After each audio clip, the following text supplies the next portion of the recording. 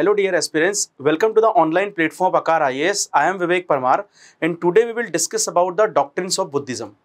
See, this is another important part of your ancient history and many questions were already asked in your previous examination in mains and in prelims both examination. Jainism और Buddhism ये दोनों ऐसे sect हैं जिनसे बहुत ज़्यादा प्रश्न exam में पूछे जाते हैं. तो today we are going to discuss about whole doctrine or all the principles related to the Buddhism, including the teachings which was propounded by the Gautam Buddha. तो ये सारी चीज़ें आज हम डिस्कस करेंगे and simultaneously we will also discuss about the questions which can be framed from this particular section. है ना, एक हम सेपरेट सेक्शन एक लेक्चर रखेंगे जो आंसर राइटिंग पे बेस्ड होगा. ठीक है, तो यहाँ हम सबसे पहले आज डिस्कस करेंगे doctrines of Buddhism. This is a very important mainly topic in relation to the mains examination because directly question can be asked from this particular section. इसमें कुछ छोटी छोटी इवेंट्स आपको मिलेंगे, जैसे त्रिरत्न मिलेंगे, है ना, 3 ज्वेल्स ऑफ बुद्धिज्म. इसमें 5 वाउस मिलेंगी आपको बुद्धिज्म की. इसमें चतवारी आर्य सत्यानी 4 नोबल ट्रुथ मिलेंगे. तो ये जो सेपरेट टॉपिक्स हैं, these can be asked in 3 marks और 5 मार्क्स. ये भी ध्यान रखना पड़ेगा आपको, है ना. तो एक एक करके हम डॉक्ट्रिन्स ऑफ बुद्धिज्म पढ़ेंगे. आज का हमारा पूरा टॉपिक इसी को डेडिकेटेड रहेगा. आगे बढ़ने से पहले एक और इम्पॉर्टेंट चीज बताऊंगा. यहाँ जितनी भी थियरीज हम पढ़ेंगे, है ना, जैसे प्रतीत्य समुत्पाद थियरी के बारे में, क्षणिकवाद थियरी के बारे में, है ना, शून्यवाद थियरी के बारे में, तो एक प्रश्न प्रीलिम्स में ऐसे भी पूछा जाता है generally, this theory is related to which particular religion. जैसे पूछ लिया प्रतीत्य समुत्पाद इज द डॉक्ट्रिन ऑफ, और आपको 4 ऑप्शन दे दिए जाएंगे, हिंदुइज्म, जैनिज्म, बुद्धिज्म, है ना, और इस्लाम या क्रिश्चियनिटी. ऐसे 4 अलग अलग ऑप्शंस दे दिए जाएंगे. तो ये सबसे पहले तो प्रीलिम्स में ऐसे प्रश्न पूछे जाते हैं कि कौन सी डॉक्ट्रिन कौन से पर्टिकुलर रिलीजन से रिलेटेड है. एक दूसरा हो गया है, कोई भी इंपॉर्टेंट एक चीज दे दी जाएगी, 4 ऑप्शंस में बोला जाएगा इनमें से कौन सी बुद्धिज्म से एसोसिएटेड नहीं है ना. और मेंस में तो अलग अलग 3, 5, 11 किसी में भी पूछ सकते हैं आपसे, है ना. तो बहुत इंपॉर्टेंट होती है दोनों एग्जाम पॉइंट ऑफ व्यू से. तो सबसे पहले हम बुद्धिज्म की डॉक्ट्रिन जब पढ़ें तो सबसे फर्स्ट थिंग जो हम पढ़ेंगे वो क्या है, गौतम बुद्ध की टीचिंग्स के बारे में. फिर हम आते हैं एक एक करके सेग्रीगेशन में, है ना. तो गौतम बुद्ध सभी लोग जानते हैं गौतम बुद्ध को. He was a great personality in ancient history. He was the founder of Buddhism. तो गौतम बुद्ध जिनके बचपन का नाम सिद्धार्थ था, है ना, इनका जो चाइल्डहुड नेम था वो सिद्धार्थ था,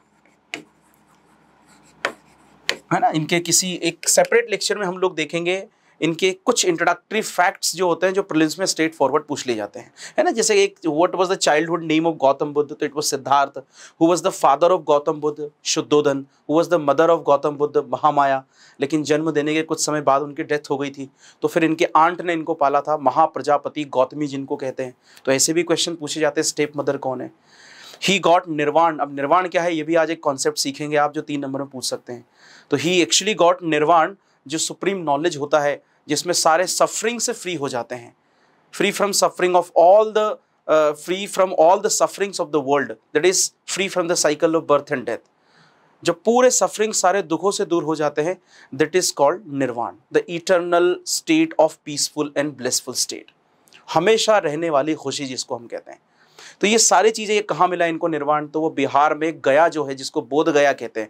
बोध गया ही इसीलिए कहते हैं बिकॉज बुद्धा को यहाँ ज्ञान प्राप्त हुआ था. तो पीपल के पेड़ के नीचे. तो ये कुछ फैक्ट्स हैं जो आपको पढ़ना पड़ेंगे, है ना. पीपल ट्री के नीचे, ठीक है, वहां पर निरंजन रिवर है, तो निरंजन रिवर के किनारे. ऐसे क्वेश्चंस भी एग्जाम में पूछे जाते हैं.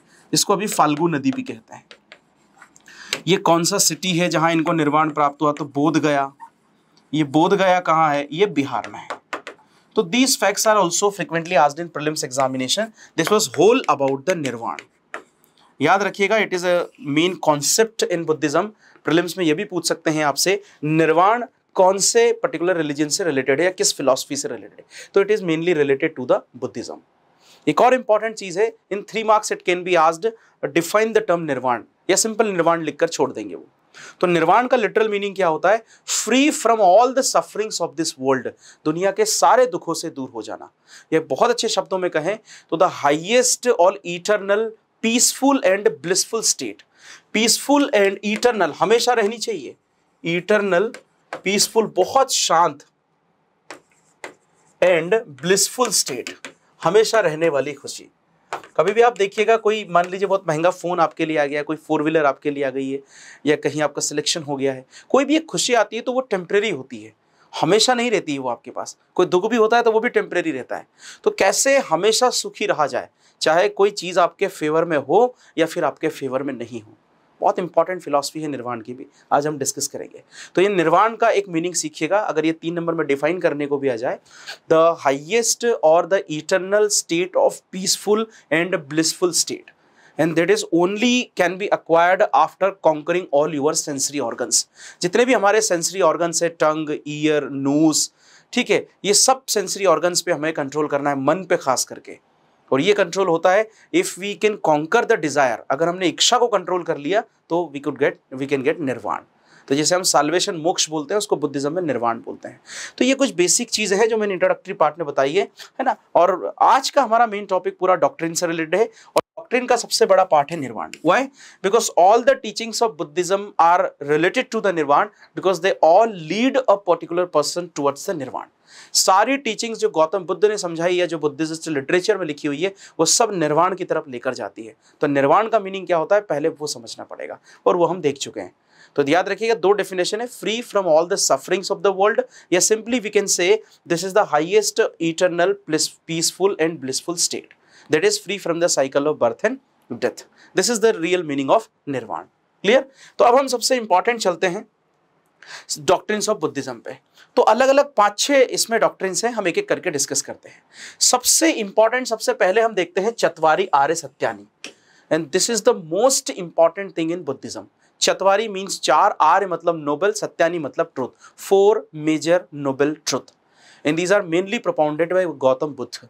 तो गौतम बुद्ध जो फाउंडर हैं बुद्धिज्म के, जो 563 बीसी में जिनका जन्म हुआ था नेपाल के लुम्बिनी में, कपिलवस्तु करके एक जगह है वहां पर। आज की बात करूं तो रुमिनदेही जिला है वो।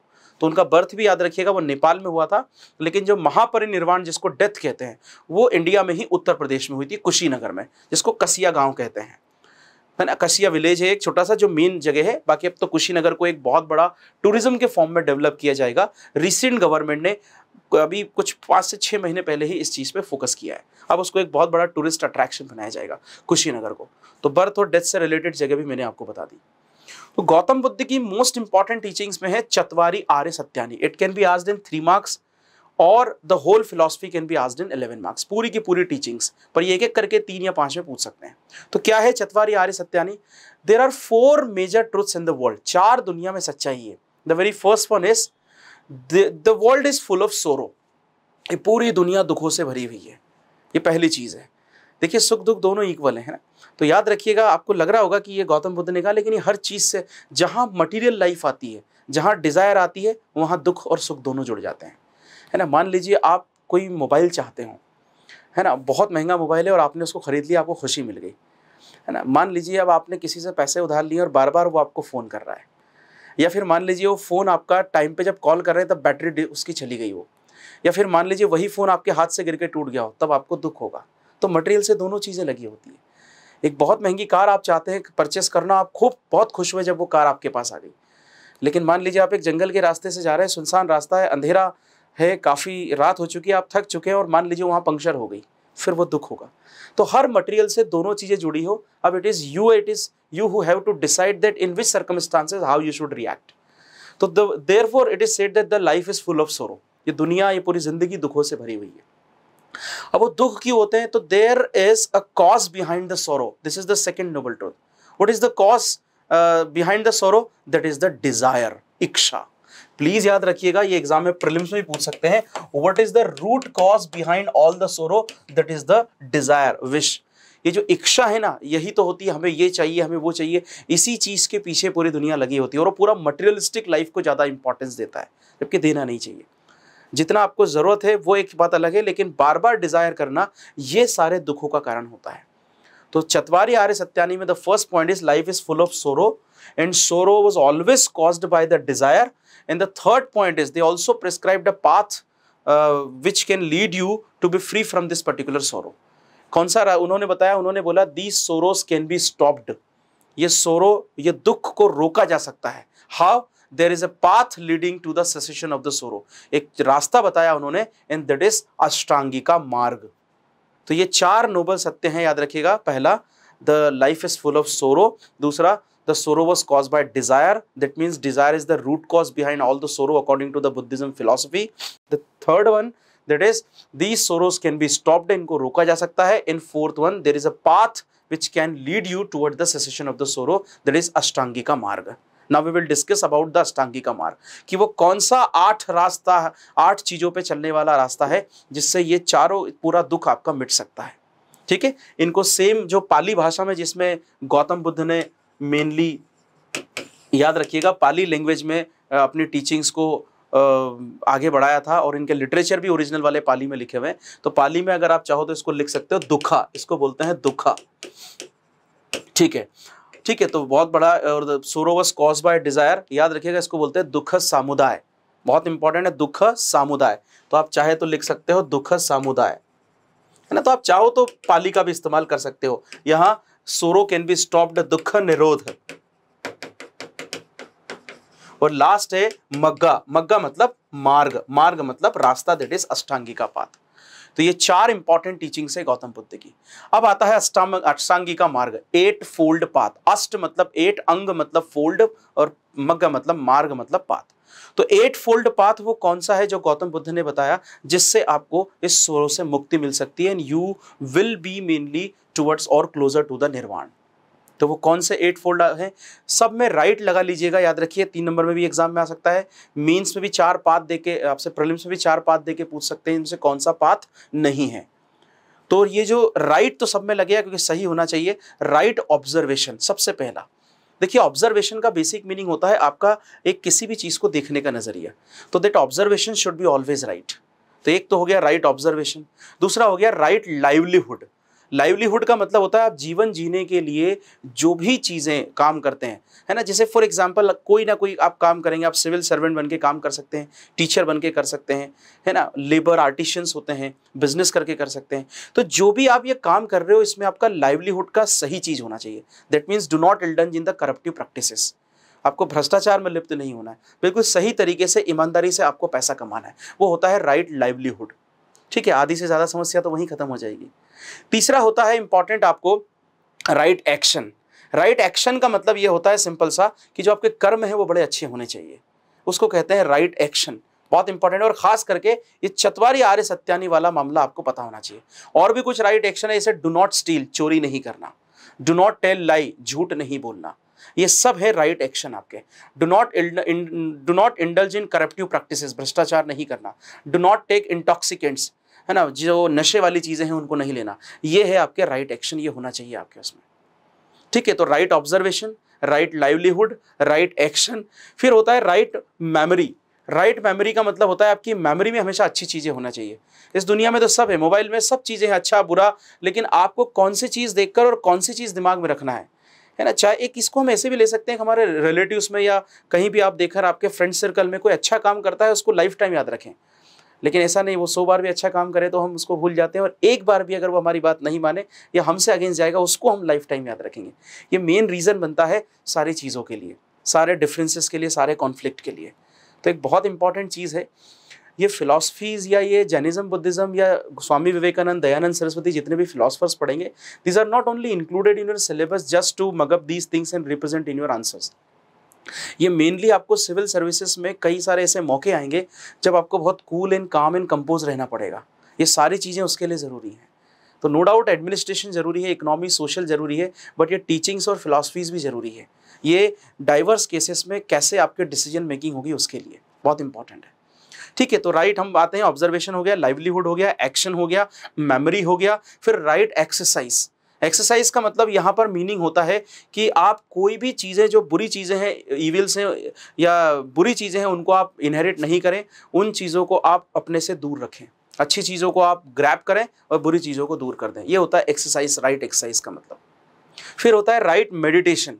This is the most important among all the 8 fold path. सब में सबसे इंपॉर्टेंट है मेडिटेशन. बहुत शांत मैनर में अगर आप मेडिटेशन ध्यान करेंगे तो you can control over all your sensory और प्लेजर सीकिंग सेंसरी ऑर्गन्स. और जिस इंसान का अपने सारे सेंसरी ऑर्गन्स पे कंट्रोल होता है वो बहुत जल्दी निर्वाण या सल्वेशन की तरफ जाता है.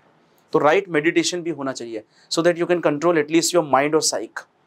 ठीक है, तो राइट मेडिटेशन हो गया। फिर राइट डिटर्मिनेशन। राइट डिटर्मिनेशन का मतलब होता है ना, जैसे एक आप संकल्प लेते हैं कि नहीं मैं ये एग्जाम क्रैक करूंगा, मैं ये वाला काम करूंगा, तो डिटर्मिनेशन हमेशा अच्छा और राइट वे में होना चाहिए, और उस डिटर्मिनेशन को करने के लिए हमेशा आपको सारे काम करने चाहिए। ये होता है राइट डिटर्मिनेशन। जैसे मैंने अभी बताया 5 जो वाउज हैं उनके लिए आपको डिटर्मिनेशन होना चाहिए। ठीक है, एक होता है right speech. This is the most important thing. भाषा एक ऐसी चीज है जो जितनी हम्बल होगी, जितना नॉर्मल आप बात करेंगे, जितने अच्छे शब्दों में पोलाइटली बात करेंगे, सामने वाला कभी आपसे गुस्सा नहीं होगा। तो राइट स्पीच होना चाहिए। और लास्ट है आपका राइट स्पीच। तो ये 8 फोल्ड पाथ के अंदर जो मैंने बताया ये सारे के सारे लिखे हुए हैं। Observation, action, exercise, determination, livelihood, meditation, memory and speech. तो these are included under the 8 fold path. If you follow the path जो हमने बताया यहाँ पर, इस पाथ को फॉलो करोगे तो अकॉर्डिंग टू बुद्धिज्म डेफिनेटली निर्वाण वुड बी अचीव्ड। तो दीज आर वेरी इंपॉर्टेंट। ऐसे ही हम अलग अलग देखेंगे। चत्वारी आर्य सत्यानी हम देख चुके हैं, है ना, अष्टांगी का मार्ग हम देख चुके हैं। Now this is the most important, the 3 jewels of Buddhism. In MPPSC means examination 3 jewels of Jainism has been asked. पूछा जा चुका है जैनिज्म के 3 ज्वेल्स, वो हम जैनिज्म में पढ़ेंगे। यहाँ बुद्धिज्म के 3 ज्वेल्स हैं जो एग्जाम में पूछे जा सकते हैं। तो what are the 3 jewels of Buddhism? That is Buddha, Dhamma, Sangha. ये 3 आपके इंपॉर्टेंट रत्न है ना। रत्न का क्यों कहा है? क्योंकि इनका ये प्रीशियस है, बिल्कुल अमूल, कोई भी इनका मूल नहीं, प्राइसलेस है ये। इनको अगर फॉलो करेंगे ये बहुत इंपॉर्टेंट है। तो बुद्धिज्म के अकॉर्डिंग क्या है? बुद्धा, धम्मा, संघा। क्या मीनिंग होता है जरा ये देखते हैं। बुद्धा का मतलब होता है the enlightened. The enlightened, the enlightened का मतलब होता है have knowledge about yourself and about the world. Supreme knowledge जिसको कहते हैं, सेंसरी ऑर्गन्स पे कंट्रोल होना, इसको बोलते हैं हम the enlightened one. Like Buddha got enlightenment under a peepal tree in the Bodh Gaya in Bihar after a continuous 49 days meditation at the age of 35 years. So that was the enlightenment. After that he became Buddha. Buddha there means one who knows each and everything related to all the psychology and philosophy of the world. वहाँ से वो गौतम बुद्ध बने। गौतम बुद्ध जब बुद्धा बन के और जब घर गए, उन्होंने घर छोड़ दिया था। वो एक राजकुमार थे, शाक के क्षत्रिय क्लेन के प्रिंस थे जो राजा बनने वाले थे, लेकिन उनको ये सब नहीं चाहिए था। उनको सत्य की खोज में वो निकल गए, निर्वाण चाहिए था। और जब वहाँ से वो लौटे बन के, बुद्ध बन के, जब उनके घर आए तो उनकी पत्नी ने उनको बहुत, कहते हैं ना, बहुत दिन बाद कोई आता है तो बहुत गुस्से में भी थी, और उन्होंने वो रोई भी खूब और पूछा उनसे, बोले सिद्धार्थ तुम छोड़ के क्यों चले गए? बहुत पूछा और बहुत दुख भी व्यक्त किया। गौतम बुद्धा ने सिर्फ इतना कहा, मैं सिद्धार्थ नहीं गौतम बुद्ध हूँ, तुम जिससे बात कर रही हो सिद्धार्थ है ही नहीं। मतलब he has turned his life around, पूरी तरह से जिंदगी बदल गई। नाउ ही वॉज एनलाइटेंड, पूरी तरह से चेंज हो गए थे। ठीक है, तो एनलाइटेंड का मतलब होता है to achieve the supreme knowledge. That is the real meaning of enlightened, to have control over all the sensory organs. तो this is the main jewel of Buddhism, ये सबसे पहले है। दूसरा है धम्मा। धम्मा का मीनिंग होता है द प्रिंसिपल्स, द डॉक्ट्रिन्स। ये बुद्धा की जितनी भी नीतियां हैं, जितने भी डॉक्ट्रिन्स हैं, इनको कहते हैं Dhamma. That means everyone who is the follower of Buddhism has to follow the doctrines of Buddhism और which were propounded by the Gautam Buddha. तो जो नीतियां हैं, जो ये पढ़ा रहे हैं, अष्टांगी का मार्ग है ना, जो चत्वारी आर्य सत्यानी, और भी आगे जितनी हम पढ़ाएंगे, प्रत्यत्य समुत्पाद, ये सबको फॉलो करना है धम्मा। एक है संघ। संघ का मतलब होता है द कम्यून। कम्यून का मतलब होता है the group which was founded by the Gautam Buddha. संघ जैसे बुद्धिज्म, इसको कम्यून बोला। तो वहां पर मेल फीमेल, कोई भी कास्ट का हो, कोई भी रेस का हो, कोई भी कलर का हो, कोई भी आ सकता है।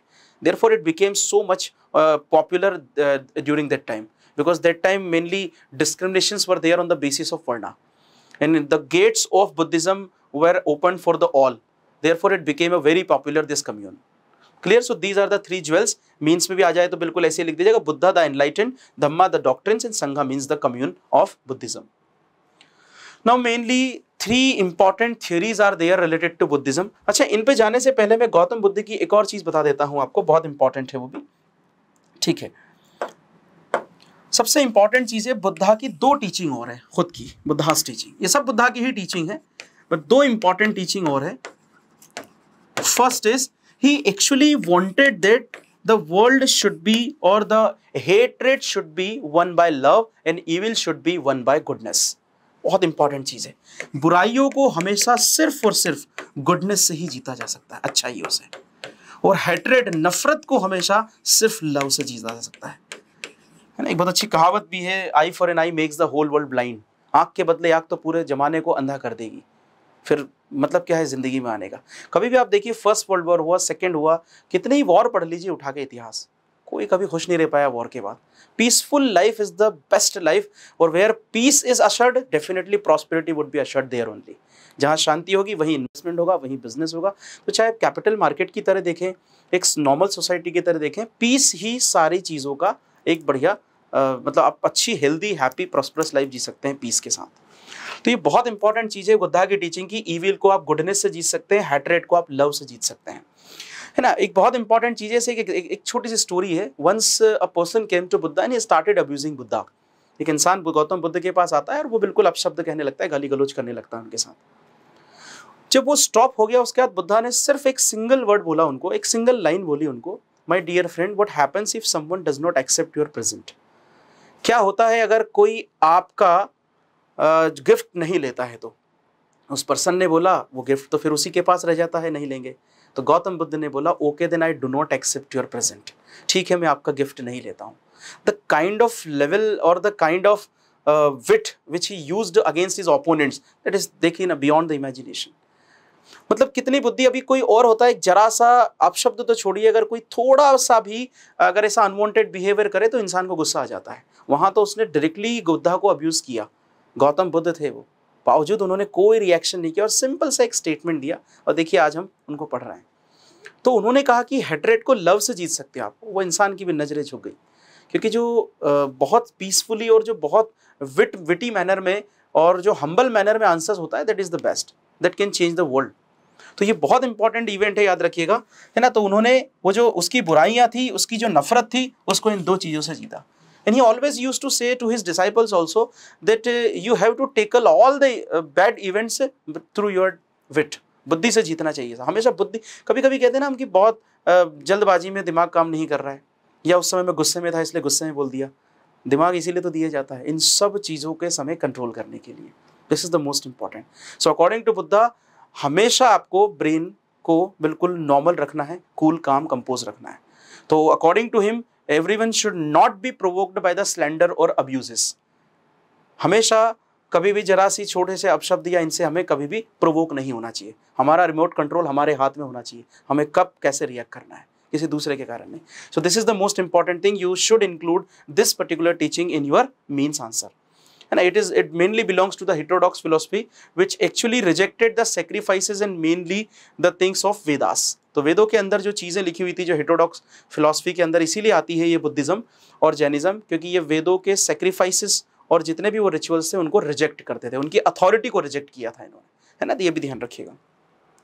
Now moving on to the most important theories, that is pratitya samutpada theory, shunyavada theory and last kshanikavada theory. पहले तो एक बात बहुत क्लियरली सुन लीजिए, in prelims directly it can be asked that pratitya samutpada theory is related to which religion? Buddhism. Shunyavada theory is related to which religion? Buddhism. And kshanikavada theory is related to which? That is Buddhism. ये तो सीधा प्रश्न पूछ सकते हैं आपसे, ठीक है। अब है क्या इनके अंदर, देखिए बहुत ध्यान से सुनिए। All are related to each other. सबसे पहले प्रतीत्य समुत्पाद देखते हैं, which is the most important and it can be said is the fundamental doctrine of Buddhism. Pratitya samutpada, है ना। तो ये जो वर्ड्स है बड़े टफ लग रहे होंगे आपको, प्रतीत्य समुत्पाद, है ना, क्योंकि पाली के वर्ड्स हैं मेनली, है ना, आपको संस्कृत जैसे लग रहे होंगे बहुत ज्यादा। तो प्रतीत्य समुत्पाद का बिल्कुल इंग्लिश में बेसिक मीनिंग होता है theory of dependent origination. Theory of dependent origination, this is the literal meaning of the प्रतीत्य समुत्पाद। Clear? So this you have to write in your means, and also to understand this particular situation you have to keep one thing in your mind, that theory of dependent origination. Now it becomes clear. Dependent origination मतलब कोई भी चीज जो है वो अपने आप originate नहीं होती है। Nothing is spontaneous in this world and permanent. ये दो चीजें कोर फिलॉसफी हैं प्रतीत्य समुत्पाद की। ना तो कोई भी चीज परमानेंट है, हमेशा रहने वाली है, ना कोई भी चीज स्पॉन्टेनियस है, अपने आप जन्म लेती है। If one thing destroys, then only another thing appears. ये सिंपल कोर फिलॉसफी है, बिल्कुल इसको कॉम्प्लिकेट नहीं करना है, बिल्कुल इजी फिलॉसफी है ये। तो अकॉर्डिंग टू प्रतीत्य समुत्पाद, nothing is permanent in this world, nothing is spontaneous in this world, everything is dependent on the another thing. If one thing destroyed, another thing reappears. If one thing reappears, that means another thing destroyed. कोई भी एक चीज जो होती है वो दूसरे पे ही डिपेंड करती है। इसको सिंपल से वर्ड्स में उन्होंने कहा है अस्मिन् सति इदम भवति। This is a very famous statement which you can quote in your mains answer. Asmin sati idam bhavati. That means on the basis of effect only cause arises. कोई भी एक इफेक्ट हुआ है वही किसी दूसरी चीज का कारण बनेगा। बहुत इंपॉर्टेंट चीज है, प्लीज याद रखिएगा, ठीक है। तो ये बहुत इंपॉर्टेंट है, इसीलिए इसको हेतुवाद भी कहते हैं। हेतुवाद का बिल्कुल बेसिक मीनिंग होता है theory of cause and effect. तो डिपेंडेंट ओरिजिनेशन को कॉज एंड इफेक्ट थियरी भी कह सकते हैं, मतलब एक का कारण दूसरे का जन्म लेना होता है, ठीक है। ये बहुत इंपॉर्टेंट चीज है, प्लीज याद रखिएगा। तो बस ये बेसिक आप हमेशा याद रखिएगा। This simply means theory of dependent origination. It literally means nothing is spontaneous in the world, everything is dependent on another object. हर एक सिचुएशन, हर एक ऑब्जेक्ट दूसरे ऑब्जेक्ट पर डिपेंडेंट है। एंड दिस इज मेनली और it mainly depends on the cause and effect theory, therefore it is also known as hetuvada, ठीक है। ये होता है मेनली एक सिंपल। जैसे एक एग्जाम्पल लेते हैं, मान लीजिए आप खुद, अगर हम कहें कि जैसे आप चलो कपड़े पहनने के ऊपर से हम देखें तो नॉर्मली आप जैसे जो अटायर पहनते हैं, जब शादी होती है तो आप सेम अटायर पहन के नहीं जाते हैं, यू विल चेंज दैट। मैं एक सिर्फ एग्जांपल दे रहा हूँ, क्यों? क्योंकि एक फंक्शन है, उसके अकॉर्डिंग आप कपड़ा पहनेंगे, मतलब उस पर डिपेंडेंट है आपका अटायर सिस्टम। इवन मैं तो कहता हूँ पर डे भी अगर आप पहनते हैं तो आप ये समझते हैं समाज क्या कहेगा, जमाना क्या कहेगा, उसके अकॉर्डिंग हम अटायर पहनते हैं। ऐसे ही हम रिएक्ट भी ऐसे ही करते हैं। हम रिएक्ट करते हैं कि हम कैसे किसको रिएक्ट करें, कौन कौन सी कैटेगरी के लोगों को से कैसे कैसे बात करें। कोई बहुत रिच है तो कैसे बात करना है, हमें कहाँ इंग्लिश में बात करना है, कहाँ हिंदी में, it depends on the situation and condition. तो all our thing are conditional, ये सिंपल थियरी कहती है। हर चीज़ कंडीशन पर डिपेंड करती है ना। गर्मी हो तो कूलर या एसी चलाएंगे, गर्मी नहीं हो तो नहीं चलेगा, it depends on the condition. तो यही तो ये थियरी कहता है कि everything is dependent on other, your all the decisions are dependent on a particular situation and that vary according to the situation. So nothing is permanent in this world, spontaneous कुछ भी नहीं है, सब दूसरों पर डिपेंडेंट चीजें हैं। Now it becomes clear, this is known as प्रत्यय समुत्पाद थियरी, है ना। This statement is very important, अस्मिन् सति इदम भवति, प्लीज याद रखिएगा। एग्जाम में ये भी पूछ सकते हैं, theory of cause and effect relation और एनालिसिस किसको कहते हैं? प्रत्यय समुत्पाद थियरी को कहते हैं, ठीक है। Now another important theory it is shunyavada. Shunyavada, this is a very important theory and it was mainly propounded by Nagarjuna. एक नाम याद रखिएगा, Nagarjuna. He was one of the greatest Buddhist monk, एक बहुत महान बुद्धिस्ट मॉन्क थे नागार्जुन। उनकी एक किताब थी मूल माध्यमिका करिका, बहुत फेमस बुक है, प्लीज याद रखिएगा, मूल माध्यमिका करिका। देखिए सबसे पहले मैं बता दूं, एक पाठ होता है मध्यमा प्रतिपदा, ये थोड़ा सा याद रखिएगा, इसकी जरूरत पड़ेगी यहाँ पर। मध्यमा प्रतिपदा, है ना। मध्यमा मतलब मिडिल और प्रतिपदा मतलब पाथ। इसका बिल्कुल बेसिक सा मीनिंग होता है मध्यम मार्ग, मिडिल पाथ। गौतम बुद्ध ने एक और बात कही थी अपने डिसाइपल से, ये भी एक लिख सकते हैं आप, middle path, everyone has to follow the middle path. That means you have to avoid the excesses of both, that is luxury and the austerity. हमेशा आपको बिल्कुल एक मिडिल पाथ पे चलना चाहिए, ना तो ज्यादा लग्जूरियस लाइफ जीना चाहिए, बहुत ज्यादा लग्जूरियस, बिल्कुल बहुत सुकून वाली जिंदगी, बहुत सारा मटेरियलिस्टिक लाइफ से आपका कनेक्शन होना, ये सब। और एक होता है बहुत ज्यादा ऑस्टियर लाइफ, एकदम इतना भी नहीं कि सारा चीजों को बिल्कुल छोड़ ही दें हम लोग, बहुत तकलीफ दें अपने शरीर को। तो हाईली ऑस्टियर लाइफ भी नहीं जीना चाहिए, हाईली लेविश लाइफ भी नहीं जीना चाहिए। You can walk on the middle path, that means house holder की जिंदगी जीते हुए भी यू कैन अचीव द निर्वाण। So this is the real meaning of the middle path, and it was mainly prescribed by the Gautam Buddha. It was also one of the teaching or it can be included in the doctrines of Buddhism. Madhyama Pratipada, that is middle path. 3 marks में ये भी आ सकता है, ठीक है। तो जितने भी ये मिडिल पाथ को मानने वाले हैं उनको माध्यमिका बुद्धिस्ट कहते हैं। माध्यमिका बुद्धिस्ट क्या होते हैं? Those who believes in the मध्यमा प्रतिपदा। क्लियर? क्योंकि हम बुद्धिस्ट में भी कई सेक्ट देखेंगे, एक सेपरेट लेक्चर में देखेंगे हम लोग सेक्ट, जिसमें कुछ ऐसे हैं जो ओरिजिनल टीचिंग्स में भरोसा करेंगे, कुछ ऐसे हैं जो थोड़ा सा लेविश लाइफ जीने में भरोसा करेंगे, कुछ होते हैं जो मध्यमा प्रतिपदा में भरोसा करते हैं, उनको बोलते हैं मध्यमा बुद्धिस्ट।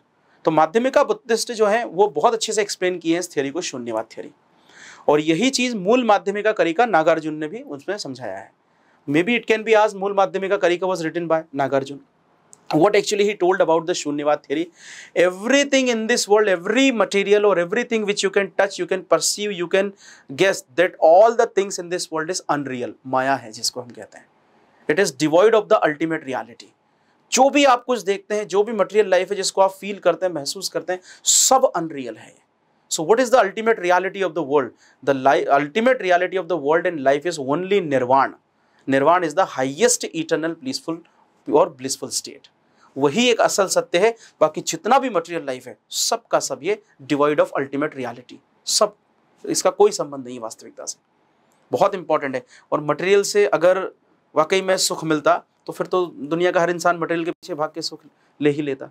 कई बार होता है सब कुछ है आपके पास लेकिन फिर भी मन में जो सुकून है वो नहीं मिलता है, सेटिस्फेक्शन नहीं मिलता है, तो वो तो अंदर से ही आएगा, वो किसी बाहर से मटेरियल से नहीं आएगा। So this is a very important thing. तो now what do you mean by shunyavada theory? Shunyavada theory was simply propounded by Nagarjuna in Mula Madhyamika करिका, and this is another important theory of Buddhism. Mainly it was propounded or explained by the Madhyamika Buddhist. What does it mean? It simply means the ultimate reality is only nirvana. Except nirvana, all the other things in this world are prapanch or devoid of the reality और शून्य, इसीलिए शून्यवाद कहा है इसको, है ना। बहुत अच्छी चीजें हैं इनको समझाने के लिए। खास करके अगर मैं सबका रिलेशन बताऊं स्पेशली प्रतीत समुत्पाद का, तो 12 सोर्सेस कहे हैं। 12 सोर्सेस, 12 सोर्सेस है। एक सोर्स जिसमें बताता हूँ वो 12 के 12 दुखों के कारण है। जैसे एक बहुत इंपॉर्टेंट चीज है जैसे इग्नोरेंस, उन 12 सोर्सेस में एक इग्नोरेंस भी बोला है। ये सब जगह लगेगा आपका, शून्यवाद में, हेतुवाद में, इसमें भी। इग्नोरेंस का मतलब होता है नॉलेज का इग्नोरेंस। यहाँ से if you avoid the knowledge this will become the main cause behind all the सोरो। क्योंकि अगर आपको नॉलेज ही नहीं है किसी चीज का तो आप कैसे पता लगाएंगे कौन सी चीज अच्छी है आपके लिए, कौन सी चीज बुरी है। बहुत इंपॉर्टेंट चीज़ है। और ऐसे में हम क्या होता है, जिनको वैल्यू नहीं देना चाहिए उनको तो वैल्यू देते हैं, और जिनको नहीं देना चाहिए, मटेरियल को वैल्यू नहीं देना चाहिए उसको हम ज़्यादा वैल्यू देते हैं इंसानों से। तो इग्नोरेंस ये क्यों होता है? क्योंकि नॉलेज की कमी के कारण।